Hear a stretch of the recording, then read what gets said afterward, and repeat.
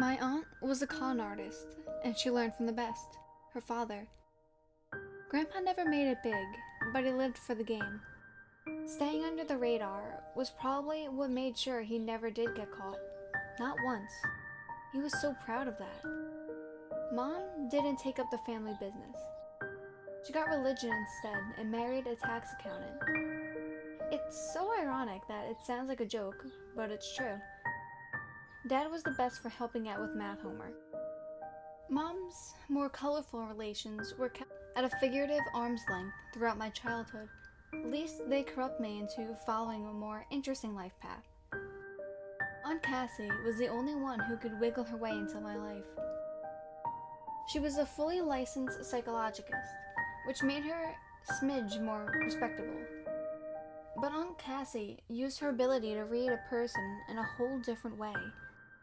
One probably not intended by the university who issued her degree. Aunt Cassie was a bona fide psychic.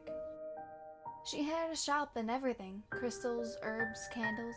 Anything you needed to fill the mystical void in your life could be brought for a healthy markup at her little store.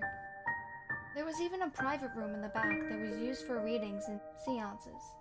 Because both my folks worked, I would often get dropped off at the shop where I would help Aunt Cassie out with those little shows. Anything from messing with the lights to knocking on walls.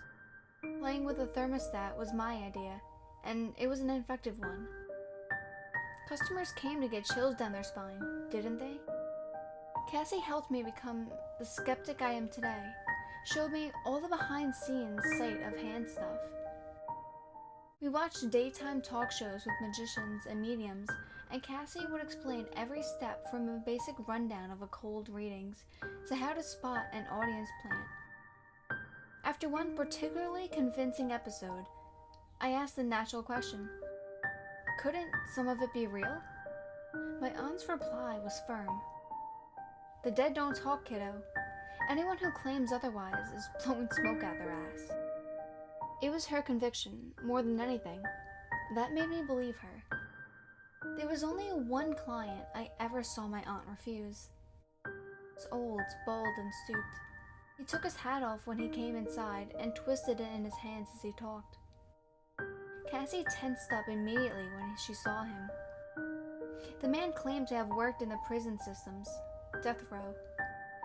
He'd been responsible for carrying out the final punishments of the worst convicted criminals on the planet.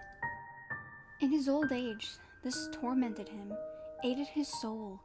He wanted Cassie to contact the souls of the ones he killed, so he can apologize and beg for forgiveness before he joined them. My aunt threw the most epic fit. I've never seen her so mad. She hollered and threw things, shouting for him to shut up and get out.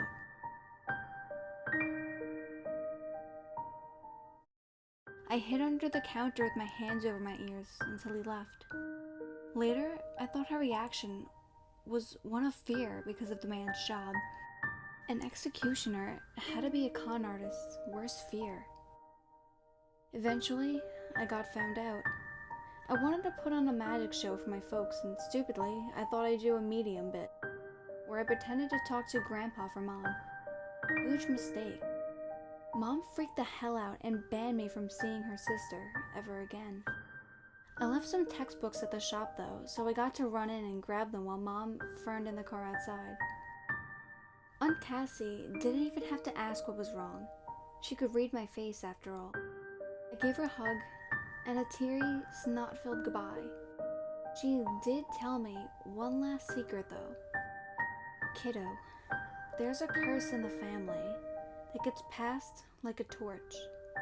I hope to whatever gods might be out there that I don't pass it on to you when I go. We didn't get to talk again for more than 9 years. That's when Facebook entered the popular public sphere and no parental ban could keep me from trying to reconnect.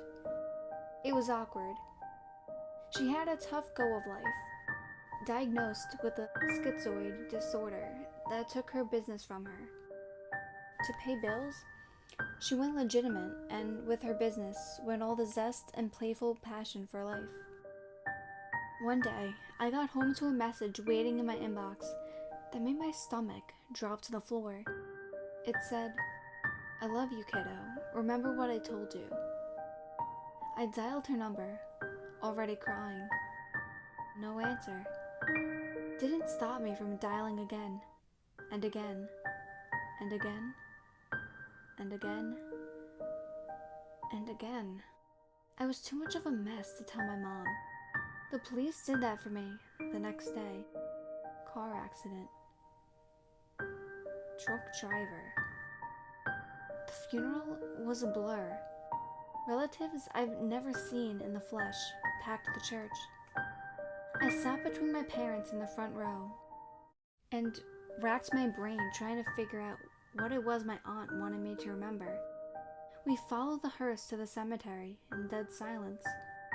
The priest did the last little speeches, and then I was left alone by her headstone, still straining to remember. Snatches of my parents' conversation floated in and out of my attention span. Expecting such a small turnout, it's a shame. Small turnout? That bothered me. The service had practically been stuffed to the rafters. I turned around to say something, and finally understood. Behind my parents, there was a whole host of people, all standing and staring dead ahead. My parents weren't paying them the slightest attention. The priest muttered some soothing condolences and excused himself, walking right through the thick of the crowd without disturbing a single soul. At the head of the group, looking just like the day I'd seen her last, was Cassie. All the rest in peace sentiment in the world wouldn't have done her any good. Her mouth was wide open. And just like that, I knew where the family curse is. I know why the dead don't talk. They're too busy screaming.